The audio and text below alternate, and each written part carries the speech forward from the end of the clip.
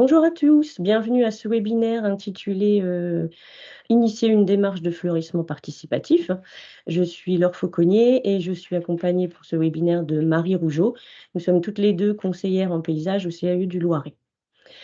Cette présentation va durer une quarantaine de minutes. Nous allons aborder 4 points. Déjà une première partie sur des éléments de contexte et de définition. La deuxième partie sera consacrée, surtout sur les principales étapes, pour lancer une démarche de fleurissement participatif. Ensuite, nous aborderons la question du végétal et des palettes végétales que l'on peut proposer. Et puis en dernière partie, nous ferons un retour d'expérience par rapport, à l'opération Jardin de rue qu'on a menée, l'année dernière avec 2 communes du Loiret. Je passe la parole à Marie pour introduire, le sujet.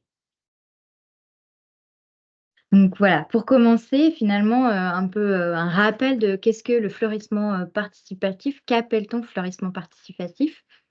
C'est finalement le fleurissement de l'espace public par le citoyen, alors individuel ou collectif, mais c'est vraiment le fleurissement sur l'espace public alors souvent, voilà, il y a l'image des pieds de mur, des pieds de façade, mais ça peut être des pieds d'arbres, des massifs communaux. On a aussi tout ce qui est potager un peu urbain, jardin partagé urbain, font partie du fleurissement participatif.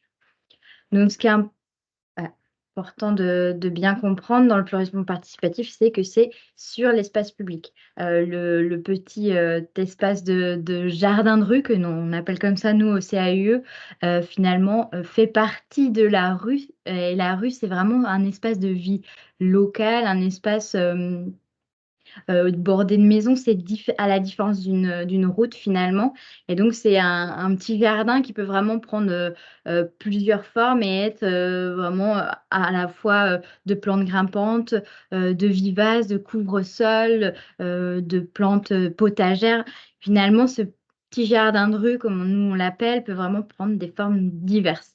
Mais bien sûr, il reste, sur l'espace public, sur le domaine public de la collectivité, donc il y a un accord qui doit toujours être passé entre, le riverain, l'association et la collectivité. En image, vous voyez là, par exemple à Yèvres-le-Châtel, voilà une association qui a pris ça en main. Donc on a, des grimpantes, des rosiers, des plantes vivaces en bord de muret. Après, on a aussi des exemples de petites ruelles ou simplement de quelques plantations au pied, d'une église, d'un monument. On a aussi l'exemple, de semis. On n'est pas forcément sur de la plantation, on peut être semé, au pied d'un mur, comme vous avez là également avec les pavots. C'est une question vraiment récurrente, le sujet, du fleurissement. Ça fleurit un peu partout en France avec divers noms. Vous avez Embellissons nos rues, par exemple à Orléans, Jardiner ma rue à Rennes ou encore Ma rue, mon jardin à Saint-Benoît-sur-Loire. Il y a pas longtemps, Montargis a lancé son Jardinons nos rues. Donc c'est une question, récurrente que nous avons aussi au CAUE des collectivités. Donc en 2018, on avait, déjà fait, une formation sur ce sujet. Mais finalement, ce qu'on se rend compte, c'est que les collectivités ont du mal à sauter le pas, dans cette démarche de fleurissement participatif. C'est pourquoi, le CAU a profité, d'une initiative, régionale À vos idées pour expérimenter et tester une méthode d'accompagnement des collectivités à cette démarche, et on vous la partagera, aujourd'hui dans la dernière partie de ce webinaire. Mais déjà, pour commencer, voilà, je vais refaire un petit rappel finalement de pourquoi venir et faire, du fleurissement participatif. Il y a finalement plein d'intérêts. D'abord, ça va, préserver, la biodiversité, amener, souvent, des plantes, pollinisatrices, et puis limiter les plantes invasives. Depuis le Zéro Phyto qui est là, maintenant en place depuis plusieurs années, finalement, venir planter les pieds de mur, ça va éviter, la prolifération des plantes plus spontanées, qu'on a des fois moins envie de voir. Mais là, vraiment de faire le choix en fait, quelle plante, pousse au pied de mon mur ou dans, les fissures, des pavés. Et puis, ça va participer à l'embellissement du cadre de vie de la commune. Ça va permettre la présence du végétal dans les lieux artificiels pour mettre en valeur à la fois, le bâti, mais à la fois la rue en elle-même, la rendre un peu plus, verdoyante. Ensuite, ça va améliorer la qualité de l'air. Finalement, voilà, le végétal a vraiment, cette qualité première de donner, une meilleure qualité, d'air. Et puis au rafraîchissement, un peu comme, la question d'apporter du végétal dans les lieux artificialisés, le fleurissement participatif, ben, voilà, amène une fraîcheur, par le végétal. Ensuite, un point très important, c'est le générateur de lien social parce que comme on disait au départ, la rue, c'est vraiment un lieu finalement bordé de maisons où il y a des riverains, des habitants et fleurir un peu ensemble la rue va permettre de se rencontrer entre voisins, d'échanger et puis aussi pour tout un chacun, pour l'habitant, de vraiment s'approprier son lieu de vie, s'approprier sa rue, sa commune, sa ville d'une certaine manière et voilà, de prendre part à l'embellissement, encore une fois, de son cadre de vie, mais d'y prendre part. Et puis, en dernier point, d'intérêt, c'est vraiment, l'infiltration aussi sur place de l'eau pluviale, la ressource en eau qui est, de plus en plus importante aujourd'hui, voilà, de venir, voilà, qu'elle puisse s'infiltrer et ne pas ruisseler sur la rue, mais vraiment, et puis nourrir, les plantes qui auront été plantées. Maintenant, je repasse la parole à Laure pour questionner la démarche à mettre en place. Donc, la question qu'on nous pose souvent, c'est comment mettre en place une démarche de fleurissement participatif? Alors, il y en a, un certain nombre. Nous, on en a plutôt identifié, on va dire, 2 principales. Hem, on a un premier cas qui peut se faire, c'est une démarche collective sur un site pilote. Un site pilote, ça peut être une rue ou une portion de rue, où la collectivité décide d'enclencher la démarche et de solliciter les habitants de cette rue pour fleurir, les pieds de mur. Il y a une autre démarche, c'est celle plutôt des démarches individuelles qu'on décide de mener sur l'ensemble de la commune. C'est ce que vous pouvez avoir entendu parler, comme le permis de végétaliser, c'est-à-dire qu'on offre la possibilité aux riverains de fleurir devant chez eux. On communique sur le sujet et du coup fleurissent on va dire des fleurissements un petit peu, partout dans la ville ou le village. Comment on, décide de, mener telle ou telle démarche? On a envie de vous dire que dans un premier temps, ça dépend vraiment de la commune dans laquelle vous êtes. Il faut vraiment observer le terrain. Alors, qu'est-ce qu'il faut observer? Déjà, vous pouvez regarder s'il y a déjà des habitants qui fleurissent certaines parties, des rues, leurs pieds de mur. Alors ça peut être soit très disparate ou vous pouvez, percevoir que dans une rue, certains habitants fleurissent plus que d'autres. Dans ce cas-là, ça peut peut-être être, heu, un un un avantage de pouvoir commencer par cette rue et de choisir de mener la démarche sur un site pilote. S'il y a déjà des habitants motivés sur une rue, ça va faire que, accentuer, on va dire, ce phénomène de fleurissement dans la rue. Ensuite, si vous voyez qu'il y a des démarches un petit peu partout sur votre commune, peut-être qu'il faudra tendre vers le permis de végétaliser pour essayer de voir comment, les habitants s'impliquent petit à petit, dans cette démarche. Ensuite, il y a aussi un autre, intérêt à observer le terrain, c'est il y a peut-être certaines rues où le pied de mur est déjà, désimperméabilisé. Dans une rue où bien sûr les pieds de mur, peuvent être plantés directement et qu'il n'y a pas besoin de faire des travaux pour libérer des fosses, ça peut être aussi, une option pour, se dire: «Bah, peut-être que je peux essayer de commencer une démarche de fleurissement participatif dans cette rue». Donc une fois que vous avez observé un peu le terrain, il faut aussi trouver les acteurs ressources. Donc c'est toutes les questions à se poser, les services de la commune, comment ils sont impliqués, quelles vont être les personnes un peu ressources pour mener ces démarches.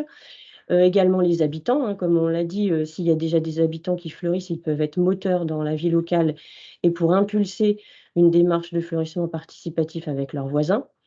Il y a des associations de quartier qui existent, des associations liées au fleurissement, à la biodiversité. On a parlé de Diève-le-Châtel, donc les habitants fleurissent par eux-mêmes, mais il y a aussi l'association qui impulse beaucoup la démarche. À Chilly-sur-Bois, par exemple, l'association des Amis de la Rose est très présente pour conseiller les habitants sur leurs choix et les aider à mettre en œuvre leur jardin de rue. Et puis ensuite, vous avez les structures professionnelles, Loire et Nature Environnement, la Fredon ou nous-mêmes CAUE. On est disponible pour vous, pour essayer de voir quelle est la démarche la plus adaptée et vous accompagner dans cette démarche. Donc ensuite vient le choix les choix à faire et la formalisation de la démarche. Donc on choisit un site pilote ou on décide d'ouvrir à toute à toute la commune et il va falloir se poser la question qui fait quoi? Le but du fleurissement participatif, hein, c'est qu'un peu chacun apporte des choses et s'implique dans la démarche. Donc il faut décider qu'est-ce que fait la commune et qu'est-ce que vont faire les habitants. Donc il faut se poser la question, est-ce que la commune est en capacité de créer des fosses de plantation quand c'est nécessaire, hein, quand un habitant veut planter devant chez lui, mais qu'il y a du bitume, on va dire, jusqu'au pied de façade. Est-ce que la commune est en capacité de faire ces fosses? Est-ce qu'elle décompacte? Est-ce qu'elle fournit des sachets de graines ou des vivaces ou des plantes grimpantes? Donc ça, c'est un choix vraiment à faire en amont. Sachant qu'en effet, quand il y a quand même une impulsion de la collectivité, alors pas forcément fournir tous les végétaux, que les habitants auront besoin, mais peut-être un lot de quelques végétaux, ça peut être intéressant pour impulser la démarche. Et puis ensuite, il faut se mettre d'accord sur ce que font les habitants. Donc généralement, les habitants font le choix, de la végétation qu'il y aura devant chez eux. Ils font les plantations et bien sûr, l'objectif, c'est qu'ils entretiennent à terme devant chez eux et participent pleinement à la qualité de l'espace public. On revient sur quelle formalisation avec les habitants. On se rend compte que, bien sûr, souvent, il y a une 1re possibilité, c'est d'avoir aucun cadre formel signé. Tu vois? Déjà parce que des fois, il y a une tradition aussi du fleurissement participatif qui est déjà présent, enfin un fleurissement de pied de mur qui est déjà là, donc il y a un accord, tacite avec la collectivité. C'est vraiment, en fait, des fois, d'avoir aucun cadre, c'est un peu ce que choisissent les communes rurales pour alléger, en fait, et éviter des contraintes administratives trop complexes. Voilà, finalement, simplifier, la démarche aux habitants. Des fois, ça peut être accompagné, d'un arrêté, municipal, soit sur, l'entretien des trottoirs, soit sur, voilà, une démarche, une opération de fleurissement participatif qui est mentionnée, dans ce sens-là, dans un arrêté, municipal. Et puis sinon, c'est vraiment venir sur une autorisation d'occupation, temporaire. Ce mot, souvent, vous le connaissez plus, sur le nom de charte, convention ou encore permis de végétaliser. Ça va vraiment permettre de finalement cadrer un petit peu, ce que doivent les règles, de la commune, enfin, de cette démarche, ce que fait la commune et ce que s'engage à faire, l'habitant ou l'association parce que, ce type d'autorisation d'occupation temporaire peut être signé à la fois par une association et à la fois par un particulier. En fait, il y aura toujours par contre, il y a l'idée un peu de toujours, avoir une participation simple avec une marge de liberté pour, le participant pour qu'il ait aussi voilà, un libre choix. Mais bien sûr, ce qui est important, c'est que la mairie reste responsable de ce qui se passe sur l'espace public. Donc, il y aura toujours un suivi même minimum est indispensable, voilà, par la mairie pour voir comment évolue la démarche. Si voilà, cette contractualisation, elle permet vraiment de préciser le contexte local, en fait, de voir s'il y a des éléments de contrainte à prendre en compte par les habitants, que ça soit, écrit, d'établir aussi une durée d'engagement. Est-ce qu'il y a un moment donné, il y a un renouvellement, même s'il était tacite, pour vraiment un peu impulser et faire avoir un suivi, sur ce projet? C'est d'officialiser aussi, officialiser que la commune cède une partie, enfin, en gestion, de l'espace public et quant aux particuliers, à l'association, elle s'engage ben, elle a des engagements à respecter qui sont, ben, planter, entretenir. Et puis voilà, cette contractualisation, elle va vraiment préciser les règles à respecter. Souvent, elle va, voilà, peut-être donner des mesures, qu'est-ce qu'on entend par, la fosse de plantation qui est devant chez moi? Quel espace, je dois laisser, pour, la circulation des personnes à mobilité réduite? C'est si je suis en espace, de rencontre ou en zone 30, ça va être un petit peu différent que si je suis dans une rue, ordinaire. Par moment aussi, les chartes ou les permis de végétaliser vont des fois donner aussi les plantes qui vont finalement être interdites parce que invasives. Et puis, ils vont aussi peut-être donner aussi des exemples de végétaux parce que par moment, des habitants auraient envie de se lancer mais n'ont pas d'idée sur quoi planter à cet endroit-là, ne savent pas. Et donc, ont peut-être besoin aussi d'avoir des informations sur comment faire, que semer aussi, que planter devant chez moi. Et aussi peut-être quelques règles qui peuvent être données d'entretien. Ça, c'est vraiment libre choix de la collectivité de mettre tout ce qu'il veut dans un peu son permis ou sa charte et sa convention, mais dans l'idée peut-être voilà, que ça soit facile, vraiment toujours que la population adhère, que ce soit assez simple, attrayant aussi. Je pense qu'important que, voilà, que ça donne envie, que ça soit facile à réaliser. Et puis avec toute cette marge de liberté, parce qu'on parle bien de vente chez les particuliers, voilà, qui aient envie de faire quelque chose qui leur plaise et qui puissent avoir cette marge de liberté. Donc ensuite, quand on passe à la mise en œuvre, donc là, vous avez déjà tout décidé, de comment ça allait se passer. Donc ensuite, il y a différentes étapes pour vraiment, lancer concrètement la démarche. La première phase, qui est très importante, c'est la communication. Sur ce type de démarche avec implication des habitants, on sait que la communication est primordiale pour pouvoir, déjà faire connaître la démarche, que, chaque habitant, ait l'information et après, qu'il puisse ou pas, se lancer dans la démarche. Alors selon que vous êtes plutôt sur une démarche individuelle ou collective, ça va se faire un peu différemment. Si vous lancez la démarche sur toute la commune, il faut faire savoir que que cette démarche de fleurissement participatif existe. Donc les réseaux sociaux sont, un bon canal pour, communiquer, le bulletin municipal aussi. Le but, c'est que tous les habitants connaissent la démarche et qu'ils apprennent qu'en fait, qu'ils peuvent fleurir devant chez eux, et qu'ils peuvent, alors soit comment vous avez, monté la démarche, soit demander l'autorisation ou alors, ils savent qu'ils ont l'autorisation de planter devant chez eux. Dans le cas où vous êtes sur une démarche plutôt collective sur un site pilote, l'information auprès des habitants de cette, rue est importante. Principalement, nous, ce qu'on a observé, c'est que le courrier papier, directement dans les boîtes aux lettres, fonctionne très bien. Les habitants sont informés que dans leur rue, il y aura une opération particulière, des moments, collectifs, pour la plantation des pieds de mur.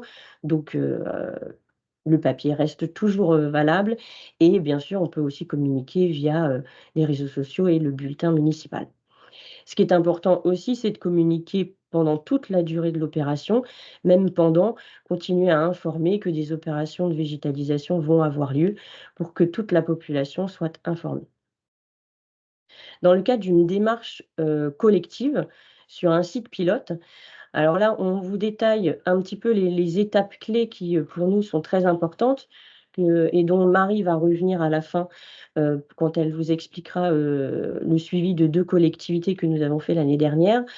Pour résumer, on dira que, déjà, une fois que la communication est faite, auprès de tous les habitants de la rue, il faut une réunion publique pour, expliquer aux habitants quelle va être la démarche, le calendrier et comment ça va se passer. Ensuite, on conseille généralement quand même de faire, un atelier avec les habitants. Heu, donc si vous avez, mis en place une palette végétale, c'est le moment, de l'expliquer, pourquoi vous avez fait ces choix, que les services aussi peut-être de la collectivité peuvent orienter les habitants, sur leurs choix. Donc c'est important de pouvoir communiquer, d'avoir des temps d'échange avec eux et puis ensuite, selon les modalités que vous avez, choisies, donc fourniture ou pas de plantes, il faut ensuite le temps pour que les habitants soit achètent leurs végétaux ou que vous passiez les commandes pour, voilà, si vous êtes engagé à fournir quelques végétaux, il y aura tout cet moment, de commande et puis de préparation, si vous avez ou pas choisi d'apporter de la terre végétale, de préparer les fosses, si c'est un endroit où il y a besoin de faire des fosses. Bref, il y aura ensuite un temps de préparation et généralement, il y a une matinée, on va dire collective, avec un chantier participatif où tous les habitants de la rue qui se sont impliqués peuvent planter au même moment et bénéficier, soit des conseils de la commune, des services, du CAUE quand on est là. Donc voilà, c'est là plutôt un temps, où, on échange et où on fleurit la rue ensemble et qui est assez générateur de lien social. Dans le cas d'une démarche individuelle, ça va se faire autrement, puisqu'en fait, vous autorisez les habitants à fleurir devant chez eux. Alors, soit c'est quelque chose de très simple et du coup, les habitants vont progressivement fleurir devant chez eux parce qu'ils savent qu'ils peuvent le faire. Soit vous avez un système de convention, donc soit une simple signature et vous allez donc gérer un petit peu ces conventions qui vont arriver à la mairie. Ou alors, souvent dans les plus grandes villes, il y a des dossiers qui sont déposés et il y a des analyses qui sont faites pour voir si ça correspond à tel ou tel critère et si c'est faisable. Parce qu'en ville, on a un petit peu plus de contraintes et des fois, si vous lancez ce type de démarche, il y a une étape d'analyse des dossiers et de validation. Donc après, c'est le même processus, soit vous vous impliquez dans la préparation des fosses, et la fourniture des végétaux, ou soit après, une fois que le particulier a la validation qu'il peut fleurir devant chez lui, eh bien, il fait par lui-même.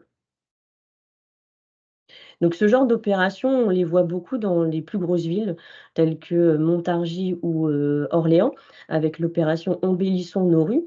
Donc là, vous voyez des exemples où les habitants ont déposé un dossier, il a été validé et la commune fait les travaux de fosse pour que l'habitant puisse planter. Les habitants achètent leurs végétaux et les plantent et entretiennent par la suite. Il faut savoir que ce type d'opération, elle est encore plus communiquée quand la collectivité choisit de requalifier une rue. Dans le cadre où la commune d'Orléans requalifie une rue, elle sollicite davantage les habitants de cette rue pour vraiment savoir si ils veulent fleurir devant chez eux, pour qu'une fois que les travaux sont faits, on ne revienne pas pour faire des fosses ultérieurement.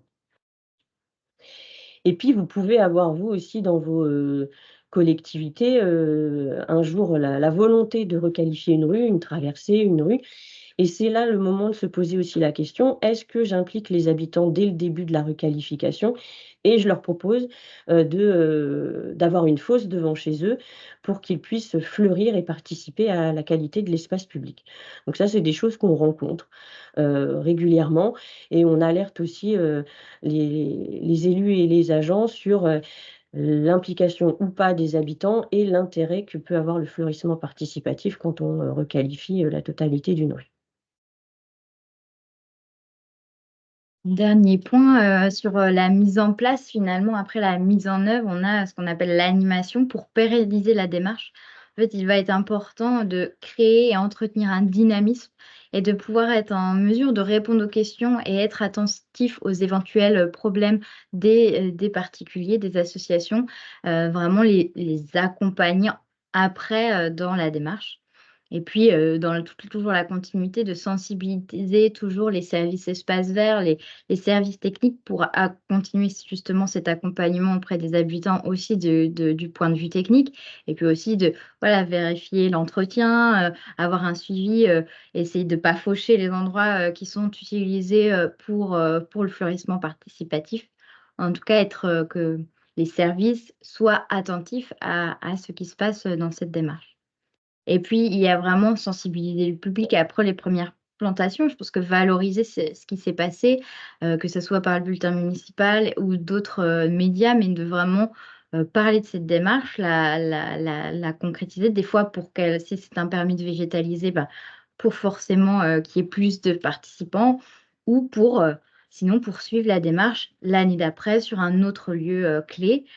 Ou alors, bah, voilà, reparler du permis de végétaliser l'année d'après pour encore multiplier le nombre de jardins de rue, dans votre commune. Si pour pérenniser cette démarche par l'animation, organiser des événements autour de ça, en fait, que ça fasse vraiment partie, voilà, par exemple, une fête des plantes, troc des plantes, de graines, qui peut permettre de faire se rencontrer ces jardiniers de rue comme on les appelle, nous, au CAUE. Pour, synthétiser, je vous propose juste de rappeler les 4 grandes étapes, qu'on identifie, pour, la mise en place. Donc, d'abord, justement, cette réflexion en amont, observer ce qui se passe déjà chez vous, enfin, naturellement, enfin, spontanément. Est-ce qu'il y a des acteurs à ressources à mobiliser? Et puis, faire ses choix de démarche, en fait. Est-ce que je me concentre sur un lieu très clé, c'est qu'il y a une rue, un quartier, un secteur voilà, où il y a vraiment une envie forte de participatif? Ou est-ce que voilà, je propose à tout le monde de fleurir devant chez soi? Et puis ensuite, je formalise. Voilà, qu'est-ce que le cadre finalement de cette démarche, qu'elle soit signée formellement ou pas, mais qui est une formalisation, voilà, on sache la place de la collectivité et la place des participants. Puis une mise en œuvre, il y a toujours l'idée de voilà, comment on aide à la mise en œuvre, comment on communique sur la mise en place, vraiment la mise en œuvre, les chantiers participatifs, l'aide à la mise en œuvre par, la fourniture de végétaux ou pas, l'échange avec les habitants, est-ce qu'on fait des ateliers, des réunions publiques? Et puis, des fournitures aussi, est-ce qu'on fournit, des graines, de la terre, du paillage et cetera? Ça, c'est, tous les éléments qui permettent la mise en œuvre. Et enfin, je venais de vous le dire, mais la pérennisation de comment j'entretiens finalement, aussi cette démarche de fleurissement participatif, comment je l'anime et comment je poursuis les démarches dans, les années futures. L'autre grande question, c'est la question des végétaux. Alors ça, à chaque fois, on a les collectivités qui nous disent: «Oui, on veut bien, se lancer. Est-ce qu'il faut, fournir une palette ou pas?» Donc c'est vrai que, dans la plupart des cas, c'est intéressant, comme on l'a dit, de fournir une palette parce qu'il y a des personnes qui sont ouais, intéressées pour fleurir devant chez eux, mais qui ne sont pas, connaisseurs et du coup, c'est toujours intéressant d'avoir une palette végétale à proposer et puis, aussi, peut-être que votre, collectivité a une identité au niveau du fleurissement, donc c'est toujours intéressant de mettre dans la palette des choses qui peut-être sont déjà présentes dans, les massifs communaux. Alors à disposition, bien sûr, on a, énormément, de végétaux, semis, bulbes, vivaces de différentes tailles, les plantes grimpantes. Alors, nous, on ne conseille pas forcément des annuels, mais après libre choix aux habitants de chaque année renouveler et de mettre quelques annuels et ça, c'est après en fonction de chacun. Mais dans la palette, on va plutôt s'orienter sur des choses pérennes et à savoir aussi qu'en région centre, on est quand même un territoire, historique pour la filière horticulture pépinière et il y a de nombreuses entreprises spécialisées, notamment dans les rosiers et les plantes grimpantes. Donc voilà, aussi, c'est l'intérêt, c'est de faire avec ce qu'il y a, sur le territoire et de ne pas hésiter à dire aux habitants d'aller s'approvisionner aussi directement chez les producteurs. Alors les plantations en pied de mur, la question qui se pose aussi, c'est, comment, je plante? Est-ce qu'il faut planter dense ou pas? Est-ce que ça va être possible? Est-ce que ça va marcher? Donc on a fait un petit peu des schémas suite à des expérimentations qu'on a fait. Donc forcément, si on a juste des fissures, on sera plutôt sur des semis. Après ça n'empêche pas les plantes de se développer. Au début de la présentation, on avait une photo avec des valérianes qui, avaient poussé juste dans une toute petite fissure. Donc c'est pas le manque de place qui va faire que ça va pas pousser. Et puis après, on a différents cas. Soit on a une petite bande de 20 à 40 centimètres de large. Dans ce cas-là, on va planter sur une ligne de plantation tous les 40 centimètres. Et quand on a un peu plus large, on peut se permettre de planter sur 2 lignes en quinconce, un plan à peu près tous les 50 centimètres. Ça permet quand même d'avoir du résultat assez vite. Après, si on observe que ça se développe trop ou que ça prend trop de place, rien ne nous empêche l'habitant d'en reprendre une partie, de troquer avec son voisin, de faire des échanges et de le faire évoluer, à sa manière. Mais pour commencer, on est plutôt sur des plans de plantation de ce type-là. Ensuite, alors ça, c'est des choses que vous entendez souvent, comment je fais le choix des végétaux? Alors, c'est généralement, c'est là qu'on perd un peu les gens parce que quand on leur dit, heu, utiliser des végétaux en fonction de l'exposition, du type de sol, de l'identité de la commune, plutôt favorable à la biodiversité, c'est là que les personnes qui, ne connaissent pas les végétaux se disent: «Bah oui, mais qu'est-ce que je plante?» Donc c'est d'où l'intérêt d'avoir une palette végétale à proposer. Il faut savoir que les pieds de mur sont quand même des endroits qui sont assez pauvres. C'est souvent des espaces qui sont secs, qui sont très chauds, liés à la façade ou au mur qui est à proximité. C'est des terres de remblai à proximité des fondations, donc c'est généralement des milieux assez pauvres. Donc il faut quand même utiliser des végétaux qui sont assez rustiques. L'exposition est aussi très importante. Nous, on a eu des cas de rues qui sont est-ouest. Du coup, on a eu un alignement de façades qui peuvent être en plein soleil et la façade en face, elle est tout le temps dans l'ombre. Donc, il faut vraiment aussi adapter la palette en fonction de ces contraintes liées à la rue et ça se fait au cas par cas. Donc nous, bien sûr, on va dire de favoriser des associations végétales qui à la fois accueillent des végétaux qui auront un feuillage persistant et un feuillage caduc, pour que voilà, il y ait une vie tout au long de l'année, des hauteurs variées qui vont fleurir à différentes saisons, et bien sûr le plus rustique possible et économe en eau. Donc on a fait, des expérimentations et on propose notamment des palettes végétales qui, sont quand même assez rustiques, pas besoin de beaucoup d'eau et on a, du coup, élaboré ce type de fiches, on appelle des fiches plantes qui, on l'espère, permettent aux habitants d'un peu plus, se renseigner sur le type de plante, pour les aider à faire des choix. Qu'est-ce qu'ils vont mettre devant chez eux?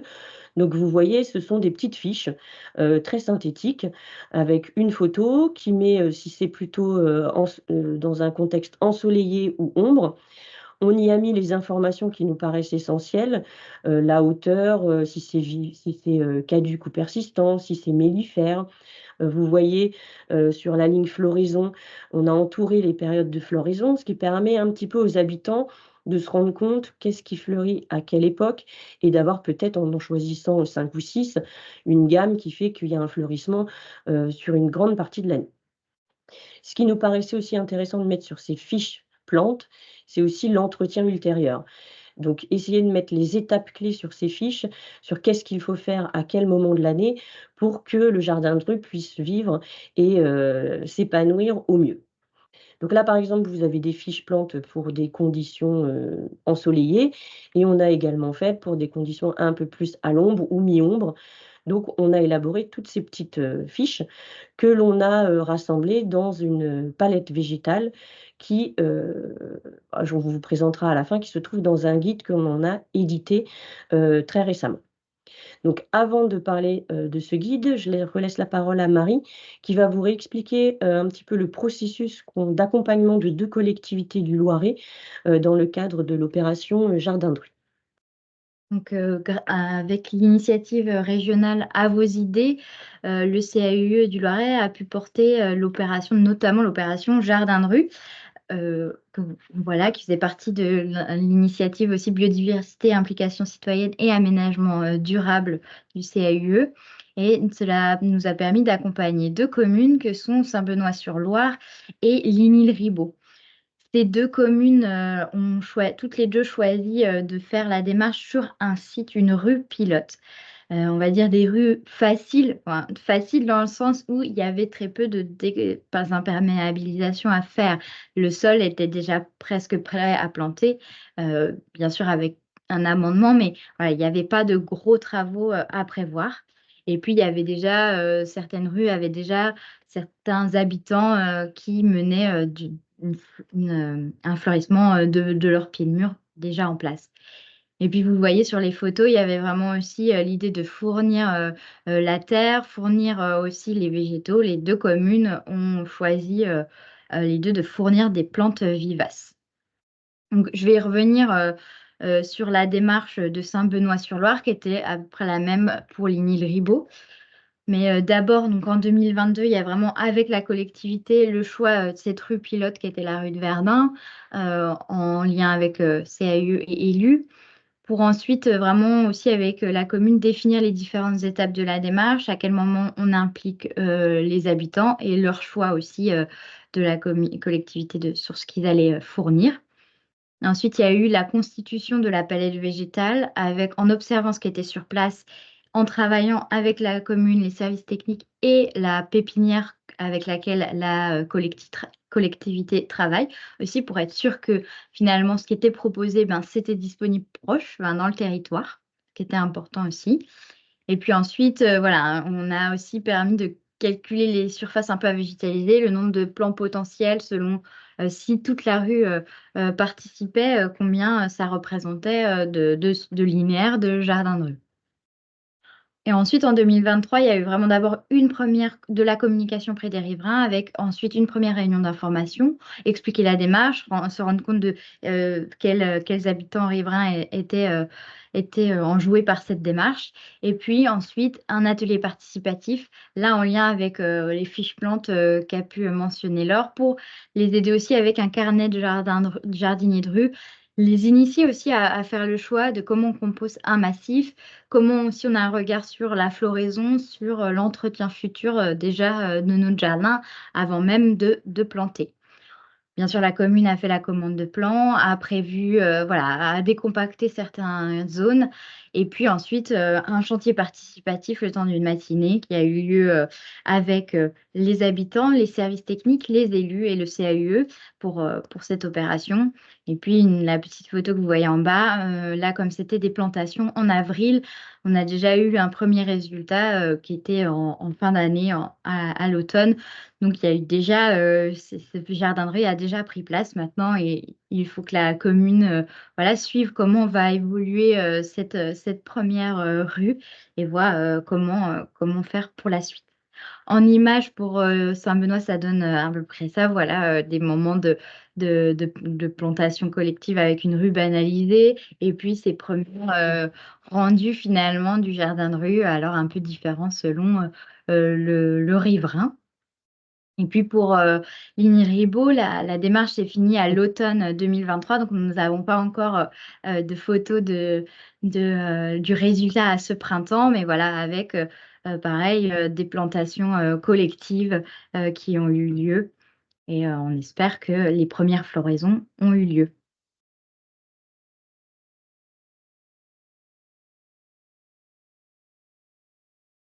Donc, si on résume un petit peu ce webinaire, vous avez compris, hein, il y a deux démarches principales. Soit la commune choisit une démarche collective sur un site pilote, ce qui peut permettre, voilà, de motiver les premiers habitants et d'ensuite proposer d'autres rues les années suivantes. Ou alors les démarches plutôt individuelles sur l'ensemble de la commune, avec ce qu'on appelle le permis de végétaliser. Ce qui est important, c'est bien sûr d'observer ce qui se passe, actuellement, sur votre collectivité, si vous souhaitez lancer ce type de démarche. La communication et la sensibilisation sont très importantes.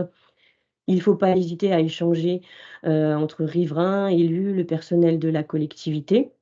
Et puis aussi expérimenter les différents moyens de fleurir. Le végétal n'est pas une science exacte, il faut expérimenter et se lancer pour, voir, comment ça peut, tout ça, se mettre en place et continuer dans le temps.